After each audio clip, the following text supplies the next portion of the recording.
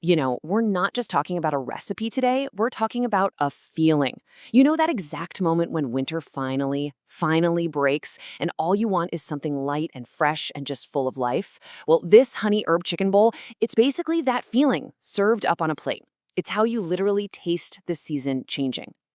And this quote it absolutely nails it, doesn't it? Light, fresh, and bright. Those three words, right there, are going to be our guideposts for this whole thing. It is all about capturing the vibe of those first warm, sunny days after a long winter. I bet you are. So let's break down exactly how to make this happen. We're going to move from why we're craving these flavors right into the how of actually making them. Okay, every great dish needs a solid cast of characters, right? And for this spring bowl, our ingredients are the absolute stars of the show. So let's meet them. Just look at how simple this is. For the chicken, it's all about finding that perfect balance. You've got honey for that touch of sweetness, Dijon and garlic for a little savory kick, and then, and this is key, that fresh lemon juice and herbs to make everything pop. There's nothing complicated here, just pure, clean flavors all working together. And then for the bowl itself, it's all about texture and freshness. We're talking crisp spring greens, crunchy cucumber and carrots, a little bit of hearty quinoa to make it a meal, and those delicate pea shoots. And you know what the best part is? The dressing just echoes the marinade. It's super simple, super fresh. All right, let's get to our first action step and see how this all builds. Now, this is not one of those recipes you have to plan hours ahead for. Nope. This is about creating incredible flavor incredibly fast. 10 minutes. That is it. Seriously, in the time it takes you to check your email, you can have your chicken soaking up all of that vibrant spring-like flavor. That's just how easy this is. And the process itself? It could not be easier. You whisk, you coat, and you let it rest. That's the whole deal. And that 10-minute rest, that's where the magic really happens. The acid from the lemon juice starts tenderizing the chicken almost right away, and that lets all those herbs and honey get in there deep. It's a really quick but really powerful flavor infusion.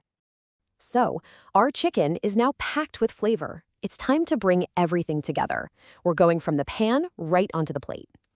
And get this, we're talking about 25 minutes total, from grabbing your ingredients to taking that first bite. This isn't some weekend project. This is a weeknight win that gives you huge flavor without taking up a ton of your time.